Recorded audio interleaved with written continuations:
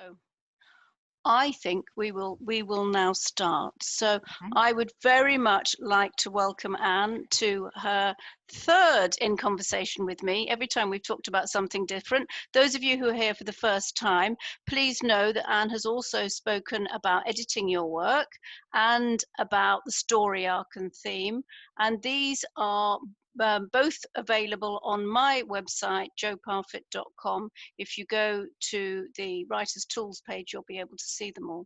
So all the in conversations that I do are there together with other things, and they're free of charge if you would like to watch them at any time. And they're also on YouTube. So welcome, Anne. Thank you very much for coming. Talking about Scrivener. Now, Anne is a Scrivener virgin, but that is quite clearly a lie.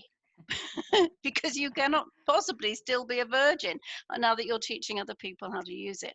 But I think it's really great that Anne and I have become friends, because we both started a similar way, writing computer handbooks. So neither of us is any stranger to writing books in a variety of genres. And whereas I now specialize in helping people to put their books together and publish, Anne runs editing the Red Pen way, and she helps people to edit their work and does some great work, and she helps people a lot with Scrivener. So welcome, Anne. What was going to happen today is that Anne's going to show some slides. She's going to do a demo as well. You are welcome to ask questions at any time, and I will pause the proceedings in order to answer those questions, or Anne will pause in order to do that. So with no further ado, I'm going to hand over to Anne and say thank you very much. You're very welcome. I think you had a couple of questions you wanted to ask me before I started showing any slides. We were talking about that before. I did, and thank you for reminding me. I forgot. I want to know, why did you start using Scrivener? Well, by default, really. I'd started doing NaNoWriMo back in, I think it was 2009, so quite a long time ago, and which means I have lots of partly finished novels that I could work on at any time. And at the end of Nano, if you've done your 50,000 words, you can then enjoy some prezzies, basically. And one of those was I'm not sure if it was free or half price. Anyway, it was Scrivener. And I thought, well, I'll have that. And I didn't know much about it, downloaded it. Then I had a look at it. And frankly, at the end of November, after I spent a whole month writing, I have to get back in with the family to remind people who I am. And I looked at this software and thought, I haven't got time. In the run up to Christmas, I do not have time. And then I completely forgot about it. And about 4 years later, to my cost, a friend wrote to me and said, I assume you're using Scrivener. And I thought, I've got it somewhere. It was on an old laptop. So I literally, because I buy new machines all the time, I found it, looked at it and thought, oh my God, if I'd have had this, been using this every year for Nano, life would be different. So basically, I had changed my Windows machine to a Mac in the interim. So I ended up getting the Mac version for my Mac machine, and then I started, and I've never looked back. And that's when I was a Scrivener version, brand new. As the time's gone on, obviously I've learned a lot about it, and I think it's the best thing since sliced bread. Simple as that. Well, clearly you do, but I'm still pretty much in the dark, because I'm ashamed to say I have never used it. I have seen it, and I've never even touched it, but I have had some clients who've used it. So I'm really looking forward to understanding far more about it so that I can recommend it to my clients. So perhaps you'd like to tell us a bit about it, because most of the people who are here for me don't know what it is either. Well, basically, thank you, Geraldine. Basically, it's a piece of software. It's nothing like Word. That's the first thing to tell you. And it has, let me just take the sound off my other machine, otherwise it's going to bong at us the whole time. And basically, it has the usual kind of features that you have in a word processor, but tons more on top of that. So it does require a different mindset. And so shall I just start showing the slides? Would that help you? Let me yes. I see if I can share the screen. You have to enable me, I think. Oh, do I? Oh. It's coming up as I need to ask you to do it. See if I can get to the right bit here. Okay. take that You down. should So be able to now. share screen. Right, so I need to give it the right page. Hang on, it's not giving me the right one yet, so I'm going to share that one and then hope it will then work. So hopefully, can you see the Scrivener? Yes. Yes, good, because I can't see what you're seeing. That's the problem. Yes. So what I'm going to do is actually start that slideshow so that you've got play from current slide. There we are. So that should then be, yep. Yep. So this is my website, which is all about Scrivener, and it also is where I hide my red pen stuff as well. So that's the site everyone needs to go to. And what's lovely about your choice of date, coincidentally, on Monday of this week, I started a series of posts all about how to use Scrivener. Oh. So, I mean, basically, I've only got about 10 slides to show you about Scrivener and then quite a long demonstration, you know, and I can do whatever people want. But I would recommend people start reading the blog because I'm going to cover, you know, it's not exactly a crash course. It's going to take from now until November to go through the major things in Scrivener, plus the major uses of Scrivener. And I've also got, for those of you feeling strong, a 14-day course, which is free. So you can go and do that. So as I say, today is only a taster. Basically, in Scrivener, you have projects. Every new book will be a project. You can have projects which have a collection of things in them, like essays or poems, or we were talking earlier on odds and ends, you know, ideas. I have one for my marketing information. But Scrivener provides you with a lot of different templates that you can use. And essentially, it's up to you to choose the one that you think is the most obvious one, you know, that suits what you're doing. There are a lot of them. And so if I just show you that at the very beginning, Scrivener's a bit cheeky, really. When you go to a new screen, it starts you off somewhere where it'd like you to start. And on this one, when you go into Project New, it comes up with getting started, and it would quite like you to do the interactive tutorial. It would like you to look at the videos. However, once you've seen that screen, you thought, no, that isn't what I want. And you click on one of the others. So for argument's sake, if you were starting a new memoir or a new fiction, you'd click on the fiction tab in the left-hand side, and then you find that there are a number of different options. There's a novel with parts. There's a chap called Ray Daniel who has created a novel template, which I've got. There's one for short stories, and I created one for short story collections. So down that left-hand side, you can see that there's lots of options as to the kinds of thing you might use Scrivener for: non-fiction, script writing, and miscellaneous, basically. If we have a look at the non-fiction ones, this meets the kind of standard layouts for things. So if you're writing a paper for APA or for MLA or a research proposal, they have a certain kind of expectation as to how you're going to lay things out. And so it's a good idea to choose a template that actually matches the intended recipient. And the most important one, sorry, let me just go back to that one in a minute. The most important one is script writing. But once you actually get to the point where you've chosen what you want, you then have to name it.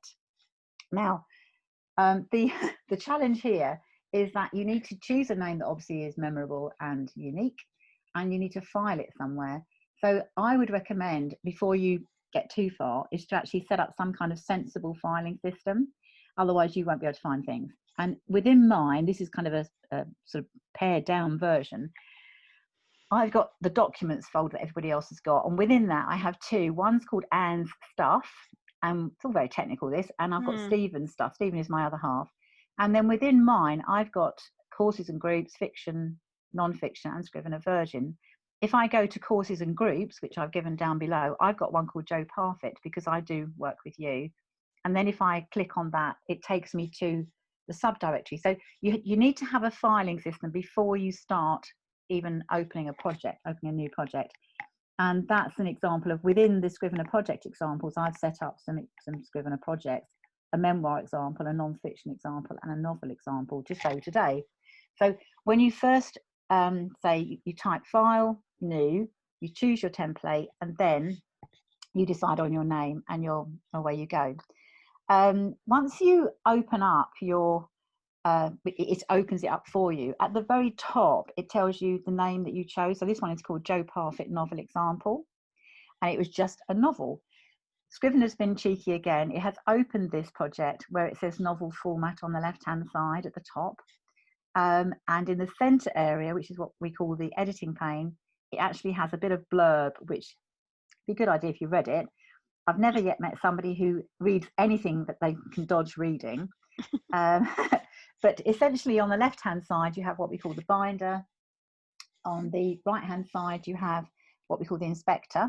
And in the middle, you have the editing pane. So before we even start, it's a very busy screen. And most people will look at that and think, oh, it's just, it's a bit too complicated for them. Can I pause you already? Of course You just said there were 3 sorts. You said there was the binder. On the left-hand side. And why is it called a binder? Is it because it represents a ring binder? Absolutely. Yeah. Basically, if you think of that left-hand side as a ring binder, then all of those words on the left-hand side are the manuscript and the chapters within them, the characters, places, and so on. Those are sections within your ring binder. So literally. And are they already set up by Scrivener? Yeah. So they're already telling you to work out what your characters are and write the characterizations and things like that? Absolutely. I mean, if you're writing a novel, you should have characters. Yeah. And you should have settings. If you choose some of the other templates, you get different menu, if you like. On the left-hand side, you get a different collection, but you can have what you like there, really. And I have got some examples to show you. But that left-hand side is kind of like the bog standard content for a novel. The binder, as I say, is the left-hand pane, and on the right-hand pane is what we call the inspector. Now, the inspector is it's like having a person in charge that's not you. And that's where this person saying, tell me this, tell me that, tell me the other, keep a note of this, keep a note of that, nag. And all of that information goes in the right-hand side if it doesn't already appear within the binder. So it's additional information it's really useful when you come to editing. So you said it's like it's somebody else, but it's you will complete this. You will write notes in the notes. You do, yes, you write them there, but it just reminds you that for every single thing on the left-hand side in the binder, there is an inspector entry on the right-hand side that you can write notes about. And I'll show you this in the demonstration, and we can see some real examples. But as we're looking at it now, there's basically the 3 divisions vertically: binder on the left, inspector on the right, and you've got the editing pane in the middle. Along the top, you have a menu, and you can customize that menu. And in fact, the one you're seeing now is my customized version. It's not the kind of bog standard one, but you can add the things in that you use a lot, and you can take out the things you don't use a lot. So you can simplify it if you wish. If you were doing a memoir, we have a look at how a memoir would look. The left-hand side is still a novel scene, but what I've done here is I've chosen the novel with parts, because if you're writing a memoir, you might have already decided that you're going to have a number of different themes. And so you might have already worked out how you're going to structure the novel, and it may be that parts and then chapters within that works for you. So I just set this up as an example. There's still the binder on the left, editing pane in the middle, and the inspector on the right. The next one I've done as an example is non-fiction. Now for this one, I've used basically the non-fiction template. And the difference here is that Scrivener assumes you're going to have a foreword, because you probably would. Yeah. And then you have a chapter. So it kind of snuck that in ahead of the first chapter. Yeah. And it just guides you towards the kinds of things the market is expecting you to include. But what about if you need to add something else, like you want to add an introduction or how to use this book? You can add that in yourself, yeah. You edit this and you add it in there. And how is the table of contents generated? That's done automatically. Once you've got your, if you're doing an ebook, that you can just tick a box and it does it for you. If you would like, what do you mean does it for you? It creates a table of contents for you. Oh, I see. Yeah. Based on what you've got in the binder. If you want to be more selective about what appears in the table of contents, and certainly for a paperback, anything on paper, I would want to be make up my own mind as to exactly what level of detail goes in the content. So you can do that. There's a special, you set the binder up, you copy the binder, and you then paste it into a table of contents page. Bob's your uncle, done. Very quick. and all the page numbering is automatic, obviously, that kind of stuff is all done for you. To give you kind of a glimpse at the comparison between the different formats, I've put together here the binder. Can I interrupt you? Yep. Because we've had a question in Okay. that is appropriate for the binder. Val has asked, and I know there's a question from Geraldine, but it's more general, so I'll answer that one later. How do you add another subject to the binder? You just simply click on the add button, and then you decide whether you want another document or you want another folder. I'll show that as a demo. I'm going to write that down for you. Thank you very much. That's called add new. So you can add new things. But this is the kind of bog standard starting position that Scrivener offers you. And so on the left-hand side, we've got the binder for the novel format. I've then in the middle got the novel format with parts. And on the right-hand side, I've got the non-fiction format. So in the non-fiction format, the foreword's been snuck in. In the novel one in the middle, the one with parts, you've got sort of 2 levels of folders. The blue icon indicates a folder. The rectangular box, rectangular looking like a bit of paper, that represents document. So that's what the binder looks.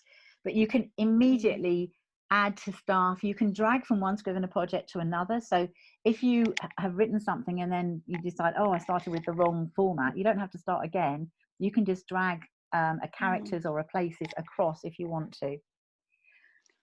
We did have a look at this one, do you remember? When we had we talked about Memoir, and this is the kind of thing which if you start from here, you can quite easily see down bottom left hand side we've got characters. Now if this was on a huge sheet of A4 or something, or A3 something, in Scrivener you go straight to the characters folder within the binder and you start writing in there.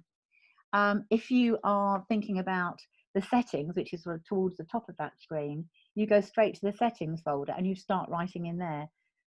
You can immediately start putting your material in, even if you're not ready to write your words.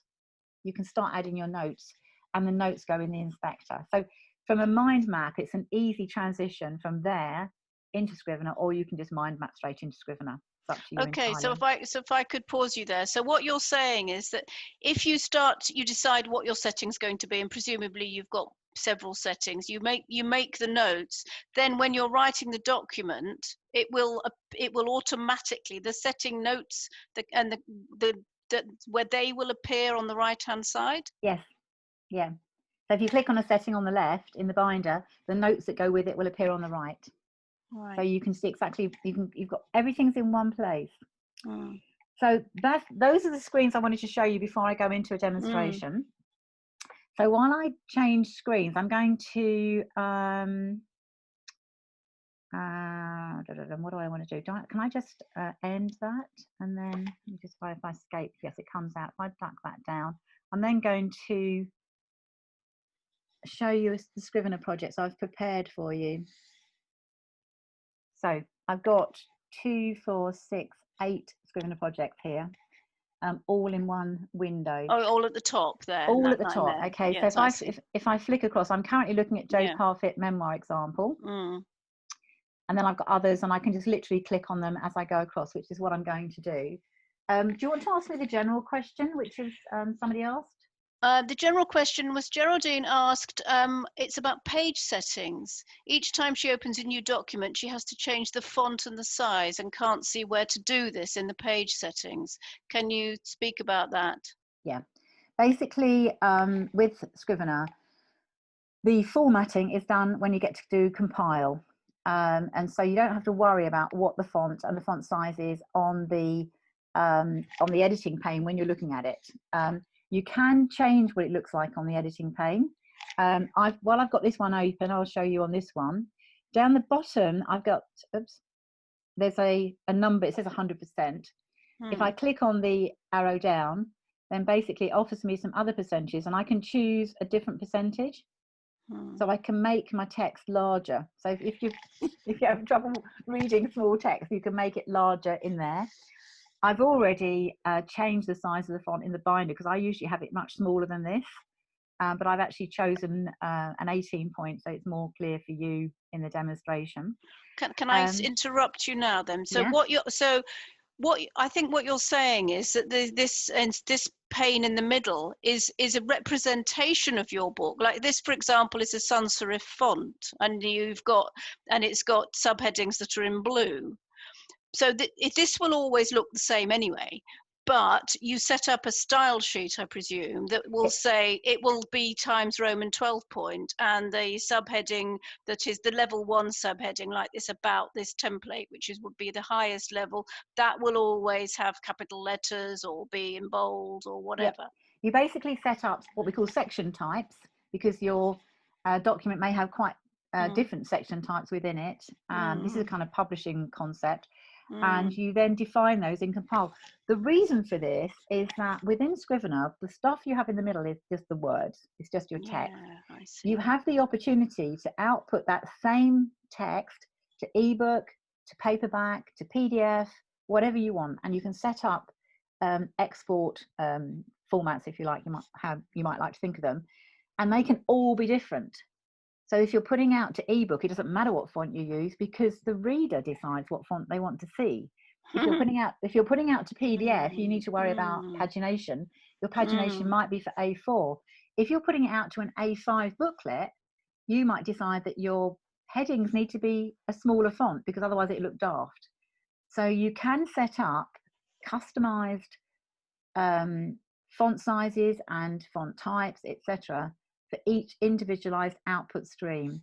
But and where is that? In template? Is that template sheets? No, it's all done through the compile function. I see. It's a massive topic. On my 14-day course, I leave compile to day 14, and then the opening blurb says, okay, I've left this to day 14, but we could spend a whole fortnight just on compile. It's so powerful, and it offers lots of options. To be honest with you, if you just export using the default settings, you'll get something which is close to what you want. It's only if you want something a bit special. But I see. Okay, so that makes sense to me. It might not make sense to everybody, but but to recap, what you're seeing here is just a representation. It is not the final thing. So Geraldine's other question was, how do you indent a paragraph? Is there any way to take it off? Yes, basically you can, if you want to format what's in the editing pane, you can set up indentation if you want it. To be honest with you, I think you should not think about it, because the indentation is actually irrelevant. It's only a format. What is important are the words. When we get to Deadwood, I'll show you what I've done. It's quite complicated, but because I want a professional finish, I have done it. So I'm going to put down, I've got add new here, and I'm going to put indentation. So when we get across to that one, I will make sure I... Oh, thank you, Anne. So okay. we've got a few other questions I'd just like you to do. Otherwise, they'll all get lost off the top of the screen. Yep.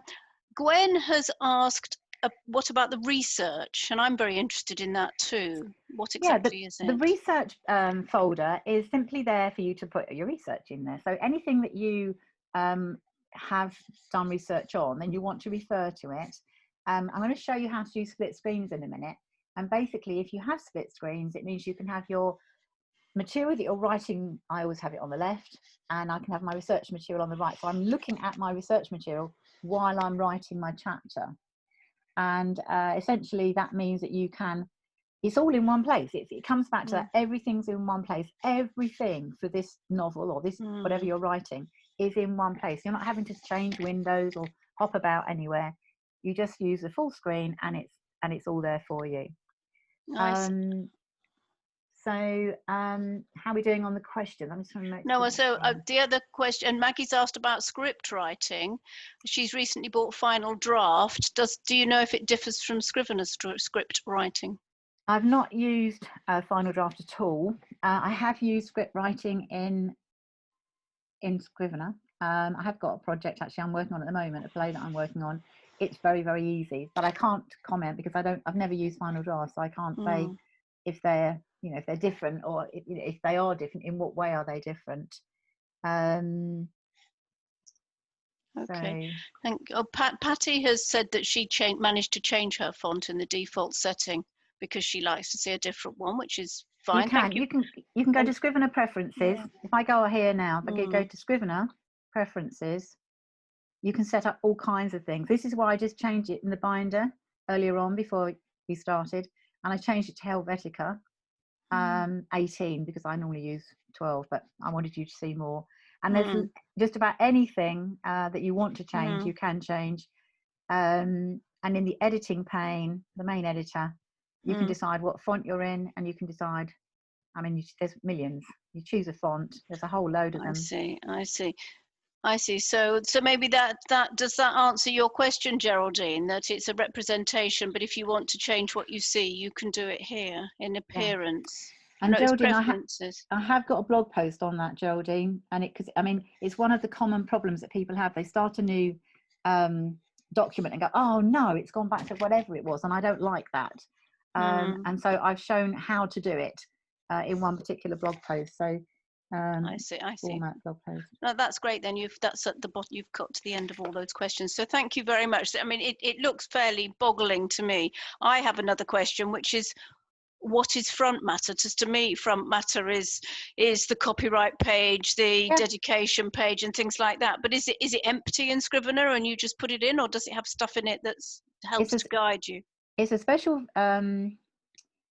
folder that's there to remind you that it ought to be done. Now, on the novel format, there's front matter, but there's no end matter. But if I click on that, it then shows me there's a manuscript format, a paperback format, and an ebook format. Oh. If you click on the manuscript format, it tells you I'd like a title page. If you click on that, we then see the title page within the editing pane, and basically it knows my name because I told it my name. It's not magic. I actually did fill it in somewhere. It didn't go, oh, that's Anne Rainbow. But the things that are in the triangular brackets are what we call placeholders, and they are replaced with actual values. So I have to set them up. You know, they only appear here as placeholders. When you compile, those will be replaced by, and the project title will be replaced by the word whatever I put into the settings, and the full name will be me again, probably. I see. But you can set them up. But you might have, when you first set up a novel, you might not know what the title is, so you just call it my latest novel or something. And then later on you think, oh, I know a good title, and then you slip it in. But you don't have to change the file name, you can change it in there. Paperback has title page, copyright, dedication, and a blank. Oh, I see. Oh, that's great then. That is good. So it does give you quite a lot of guidance. Yeah, so, absolutely. Yeah. And in the ebook, you just need a cover and a dedication. You don't have to have a dedication. You can, you can delete that. While I'm here, because somebody asked about new, if you are somewhere, actually, let me do it. No, I'll do it here. If you right click, the top option is add. And you can add a new text document, which is the level I'm at now, or you can add a new folder, or you can add from a template. There are templates set up. So if you're in the character folder and you want to add new characters, you would use the character sketch template. So I'll go down and I'll show you that, because that's really quite powerful for. I can understand. So I'm in characters, so I'm going to add new from template, character sketch. And then it uses the template that Scrivener has. Now you can change this, and you can say, well, I don't want those. I don't like those headings. I want my own headings. But actually, they're okay. But if you have other headings that you'd rather use, then you simply change their template, and then that's the one you'll use going forward. So it's one of those things. When you get a bit further on in Scrivener, you get a bit cleverer. You think, oh, I'll do that my own way. Thank you very much. But to begin with, the templates are really powerful. And are the character ones the same for memoir as they are for fiction? In memoir, if I show you the memoir one, the characters, it's exactly the same. Or did I pull that in actually? The thing is, if you pick a novel format, you'll get characters in there, which is what I did do for this one. I've done an example of the memoir to show you that you can actually change these names. So if I just do a new on here, new folder, when it arrives, it just calls it new folder. It doesn't know what I want to call it. But if I said something like retirement, because I might get there one day, that would be my new folder. And then if I want to add some information in that retirement folder, I might write something like voluntary work. And I literally could then, I could list the things that come to mind. When you're doing this mind mapping, you can just list the things that come to mind. And then later on, I can come back to this go into the editing pane and then start writing about the voluntary work I do or did. What if you have a document you've already written about voluntary work and you want to pull that in? You can import stuff. You can import stuff from a Word document, for argument's sake. And in fact, do you remember I said to you I didn't come across Scrivener really until 4 years in to Nano? So I went the first year, I thought, oh my God, if I'd have used this for those, oh, what an idiot I am. So I then imported those previous 4 manuscripts into Scrivener, and it will pull them in and put them into separate scenes for you if you set it up, the right way, and it, it saves a lot of work. You can copy and paste from elsewhere, like a website or your own notes, or if you've written something in notes, on another piece of software or something, copy the text and paste it in. There's a paste with match style option, which means you don't pull in the formatting, because Word brings in a load of rubbish with it, the formatting stuff. Yes, but what if you've been writing a how-to book, and so you've already got lots of subheadings and lots of bullet points and things, and you want to pull that in? Well, basically what you do is you come up to File, and you go for Import, and you go for Import and Split. And then when you click on that, it'll ask you to find a document. Now, in your document, if you have been through your whatever you've got already in Word or however you've done it, if you put a hash symbol before every heading that you would like to see in a new document, Scrivener pulls it all in one hit and puts it into separate documents for you. So your binder is created almost automatically, and all of those notes that you had previously. I mean, literally, I did have one lady who's not very good technically, and she said, she's a friend, and she said, Anne, please, pretty please, I've got all this stuff, could you pull it in for me? And I said, yeah, it'll only take about 20 minutes. So I did. So she sent me her Word document. I went through putting the hash symbols in where I thought the split should be, file import, saved it, send it back to her. So you would put a hash before each chapter, or yes, I mean, yes, but within the chapter you've got the subheadings. You might have 10 level 1 subheadings. Well, you can put chapters, you can put hash marks before each of those as well. What Scrivener will do is to pull them all in as separate documents. You can then regroup them. So for argument's sake, supposing this scene didn't belong there, it actually belonged down here. You can move things around easily. You can pick things up and put them, you can actually pick up more than one thing at a time. What else have I got in here? Have I got any doubles? There we are. If I decide that basically that folder actually belongs up here for whatever reason, I can just move it, and you can just pick things up, group them together. So that's actually quite useful for a how-to if you realize that you've written about grief, let's say, in a chapter on isolation, and really you shouldn't have done. You can take the grief bits, because if you've hashtagged it, it becomes a separate piece here. Yes. If that's what, I don't know if that's what you call it, and you could move it somewhere else, which means that you're not cut and pasting it. You don't have to physically highlight it and cut and paste it. No. Scrivener organizes it all. That's right. The trick is to have these document levels to be the kind of smallest unit of writing. So in a novel, I would recommend that's a scene. In a let's have a look at a non-fiction example. There's one here. Basically, they call them in here chapters and sections.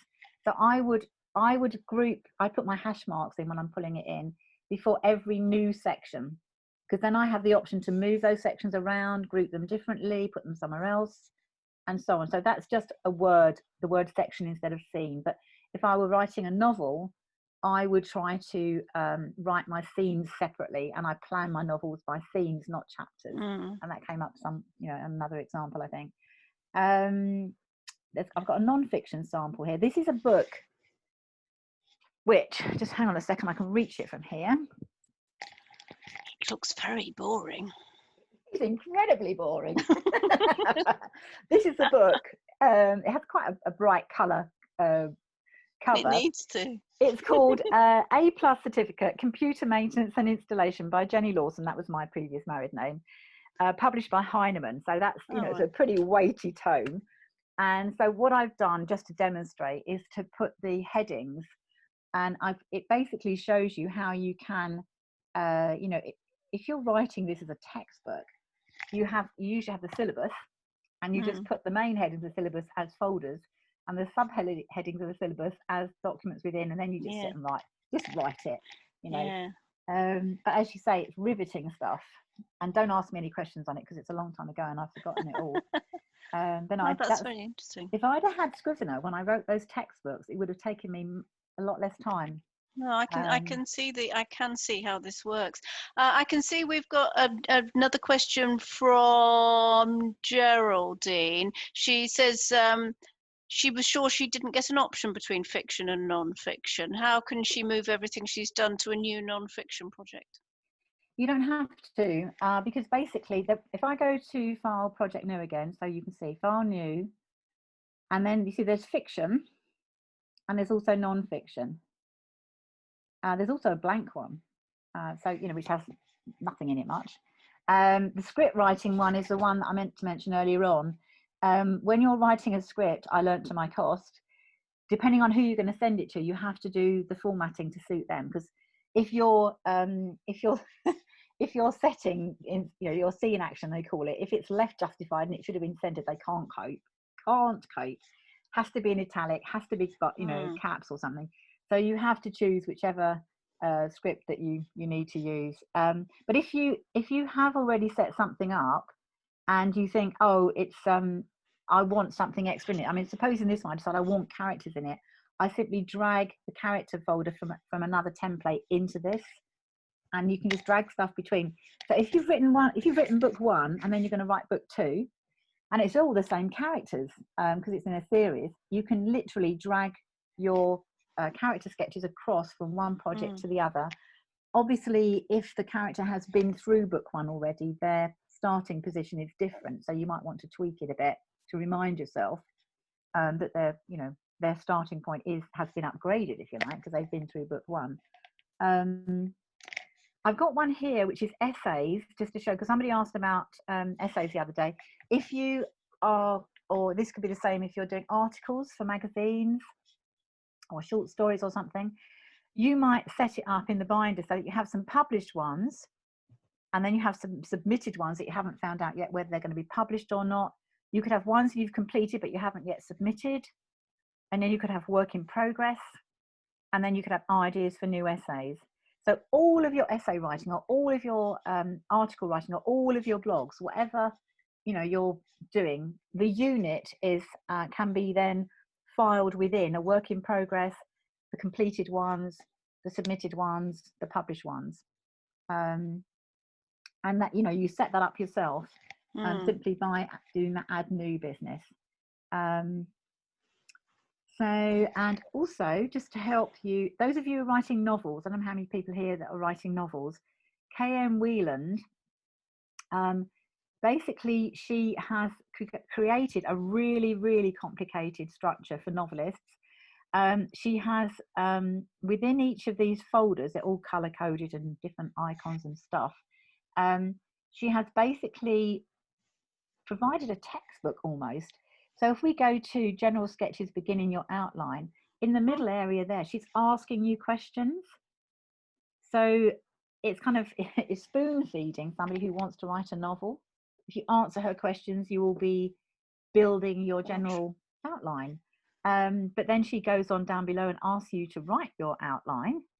And she has all the pinch points and plot points that we would expect. My goodness.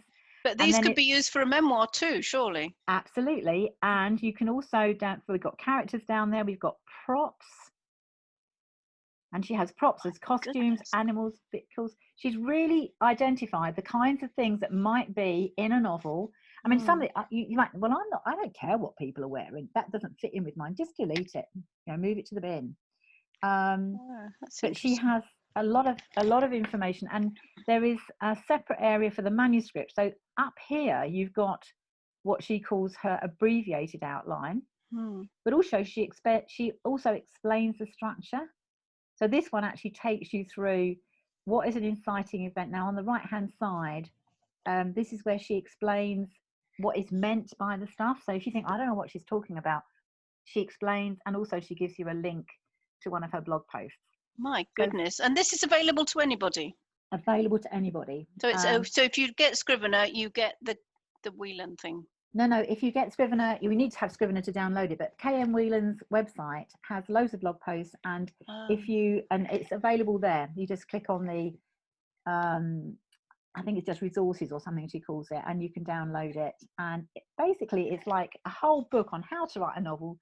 Do as you're told, fill in the gaps, and out pops the novel. And the novel itself doesn't happen until right down here somewhere, the manuscript. My goodness.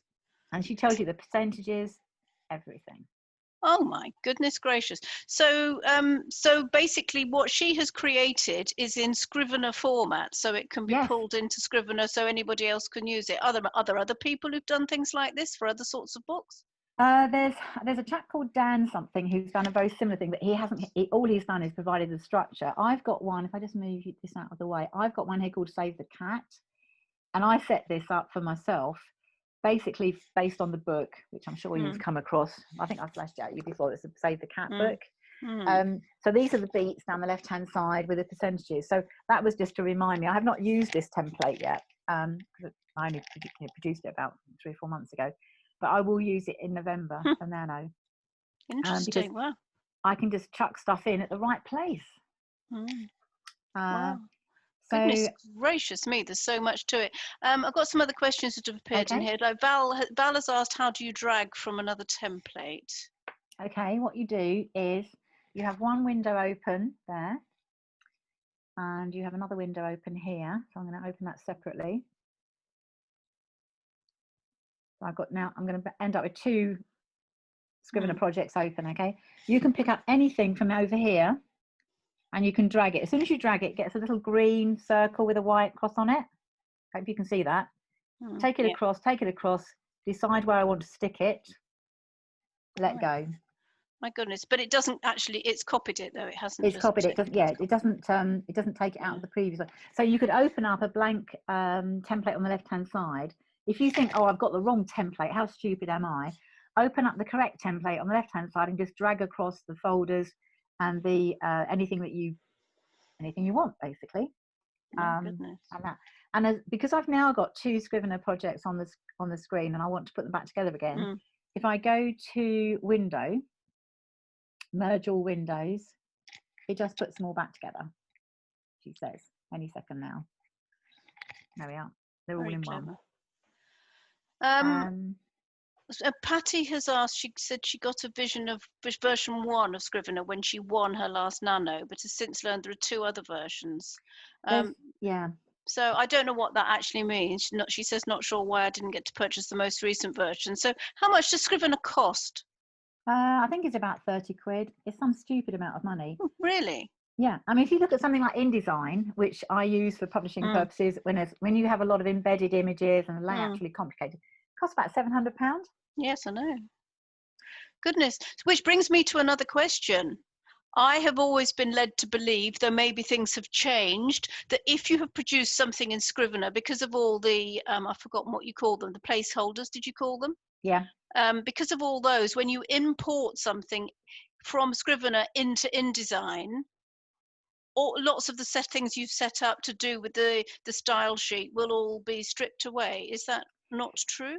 I've never tried to take from Scrivener to InDesign, because I've just compiled straight from Scrivener, and you can publish straight from Scrivener, so I don't need to go into InDesign. If I started a project and then thought, oh, this is going to be a really complicated layout, I would still write my text in Scrivener and I would flow the text into InDesign, and then I would place my images around it. So the placeholders wouldn't really have any, they wouldn't count, if you like. So you would write the text and then you'd import that, yes. Yeah. But even within the text, you've got your subheadings will perhaps sometimes be 14 points, sometimes be bold and things like that. So what happens to that? Well, no, we see in InDesign, you have to have your headings and your text in different boxes. I think they're called boxes. So basically what you'd have to do is to go through and you'd strip out your text and flow that in, and then you would have to copy and paste individually your headings and put them into different boxes, and you'd style those different boxes in InDesign. So it's not, I mean, you wouldn't, well, I mean, it'd be a waste of using InDesign if you just try and take all the headings and the text in one hit. because you want to lay the page out properly. No, I just wondered what happened there. So that's it. No, I think you've answered my question there. So that's great. So it doesn't cost too much. Patty No. said it doesn't cost 2 and 3 for Matt. She's only paid $25. And Trevor has asked, does Scrivener manage photos and diagrams? That's what I was going to ask Trevor as well. It does. There are some restrictions. Now, basically, you cannot wrap text around an image. So if you have text above and text below, image between the two, that's fine. That's not a problem at all. There are a couple of little rules. You can't pull images straight into the manuscript. You have to pull them into the research area or somewhere outside the manuscript, and then you can pull them into the text. So it stops you kind of pulling stuff in where it should be words, essentially. But you then can plant the images within the right places. As far as tables go, yes, you can do tables in Scrivener. It's nowhere near as powerful as something like Excel. So if you're doing something very technical, I would be inclined to create the image, create the table in Excel or wherever you're using, and then take an image grab of that and use it as a figure. Yeah. What Scrivener will do is it'll automatically number all your tables and your figures brilliantly. Does it? And With a can you phone number. what if you've got a figure that needs a double page spread? That won't work, basically. I mean, it's, you know, if that's really specialist layout stuff. I think a Scrivener is ideal for novels and non-fiction books, which are like memoirs, or you think of as fiction, but things like how-to books and you know, things that are majority text. If you're producing a coffee table book with cartloads of images in it and you want clever overlay and all that kind of stuff, then you want to use some other software which is focusing mainly on images. Right. The indentation one, can I just show you that? If I go to Deadwood, right, this is my novel. The rule is that you should start, the first paragraph should be full out.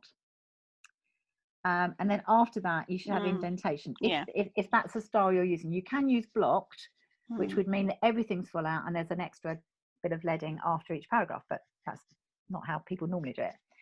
In order to achieve this, I've set up some styles, and I have one called, the ones that they have AR to remind me that I did them. They're not the kind of default ones. So AR chapter opening quote. This grass is always greener at the top. That's in that style. I then have AR para fully blocked, and I have AR para indented first line. I see. So I actually apply those when I'm writing. So as I scroll down, these sort of funny lines across, they indicate scene breaks. It should have been written in such a way that's the right format. When I go to compile, if I do a compile for you, file compile. Now what will happen here is I've got lots of project formats on the left hand side. I've got one here, I did one for a chap called Jerry. I did one for Bridport. I did the Bridport Prize. I put my novel in for that. Do you know, I can't remember what SSS stands for. I must have done it for somebody. And for review is when I'm sending it to somebody else. So I've already goodness me, I've set up these various formats, but Scrivener also has its formats it sets up, which you can choose the one that's closest to what you want. In the middle area, there's the different section types that I've got. Now actually, so I just come out of this, I need to select something before I start. So file compile. And I want to take I'm just going to take chapter 23 actually, because I did that earlier on today. So it's now found chapter 23. It's 4 scenes: Friday off the motorway, Friday on the beach, Friday bump into Lucy, and Friday in the cafe. And if I just click compile, it asks me what I want to save it as. I'll just change that, put an A on the end because I have already saved this. It's going to file it in Nano 2018 Deadwood, because that's what I've got here. Yeah. Because this is my 2018 Nano novel, which is close to completion. Click on export. It will then compile it. It's very quick. If I then go to documents and stuff, fiction writing, nano, Deadwood. It will be there. And then I can open it. I've actually put it out to Word because that's what they want to see. I see. Gosh. And basically that's the review copy ready to go out. Wow. The bit up here, the review copy, that was something set up in the compile settings. It's got the name of the and the heading and the number of the page. I've chosen to have the 5 hash marks to indicate change of scene. Got my copyright line at the bottom. Yeah. But it's very quick. And yeah, you can literally, and you see, you don't need to compile until you're ready to send it to somebody else, but most people can't resist. They want to see how it's looking. But you can achieve indentation by setting up styles. Interesting. Okay. Thank you, Anne. I think this is it shows quite how powerful the tool is, but we've got a few questions that have come in and we're getting close to the top of the hour. So okay. We can come back to this if we've got time. But Geraldine said we still haven't answered her question, which I think Geraldine was the one, still don't know how to get my existing writings into a new non-fiction project. Do I just copy and paste everything? I think that was the question you meant. You could copy and paste, but no, we did talk about it. It's the file import. So basically, what you would do is to set up a new project, and then you would go to File, Import, and you would do import and split if in that file that you're importing you have put the hash marks in, and it will just put it all in for you. Oh, hang on. No, she's saying it's her existing writings in Scrivener. So you've got it in one project and you want to, so you've got it in fiction and you want it in non-fiction. Is that what you mean, Geraldine? Then you can just drag from one. You can open a new project, new window, which is the format you really want, and just drag the things across the additional things that you want. Right. The format, the templates that when you first start, when you do that file new, all that does is set up the binder to have a certain, mix of things that make sense considering what you thought you were going to be writing. If you change your mind and you want to put something different in, then you can do it. I mean, you can literally, if I go back to the novel example here, if you decide that you want a foreword in there, which you wouldn't normally have, or maybe you want a prologue, which I don't usually recommend you should do, but if you do, I could actually just change that scene and call it prologue. There's my prologue. After the last chapter, if I had to put in some new chapters, add a new folder. So that's my last chapter, if you like. Let's call it last chapter. If you decide that you would like to have an epilogue after that last chapter, you add another folder and you call it epilogue. So you have basically folders and you have documents. You call them what you like. You put in them what you like. The structure is entirely up to you. If you decide that epilogue actually isn't a whole chapter, it's just a document, you can convert it to a file. You can convert a folder to a file and it downgrades it. Oh, I see. If you change your mind and you want something else to be upgraded, you convert to a folder. You can do whatever you like in the binder. Goodness me. Geraldine said she hasn't got the headings. I'm wondering whether it might be useful when later to share your screen, Geraldine, and let Anne help you perhaps later. Or can you actually answer it? When you say you haven't got the headings, which headings haven't you got? Which headings are you thinking you should have? Let me see if I can see the chat, because I can't. Let me just see if I can. Fiction or non-fiction? In fiction or non-fiction? The choice of the templates is when you go to File, New Project. That's when you get to choose whether you want fiction or non-fiction. I'm on a Mac, and therefore if you're on a Windows machine, you might not see exactly the same as I'm seeing on this screen.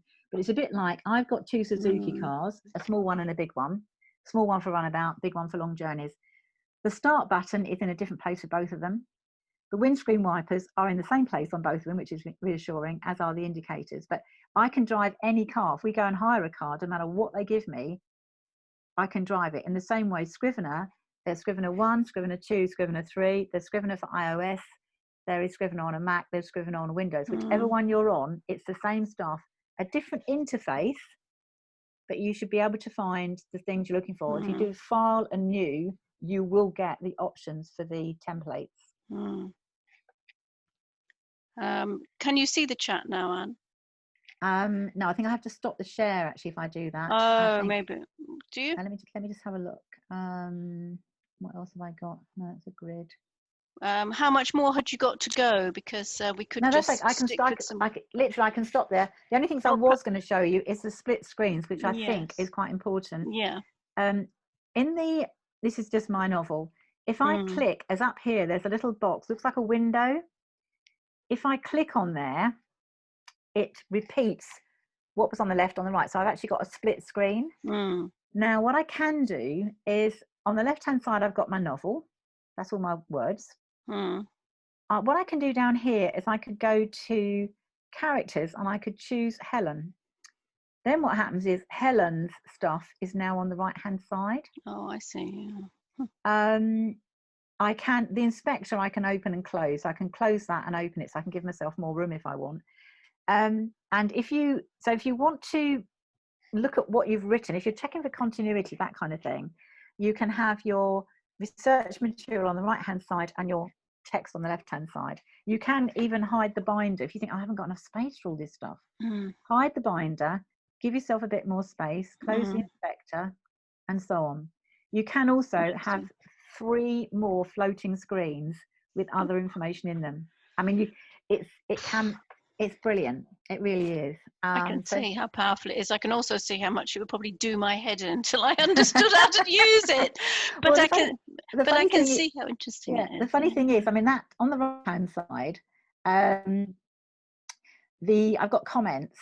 This is the inspector area. There's 5 tabs in here, and they all do something different.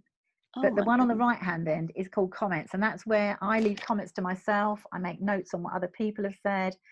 I've got one here, smell important. If I click on it, it tells me whereabouts in the text I was.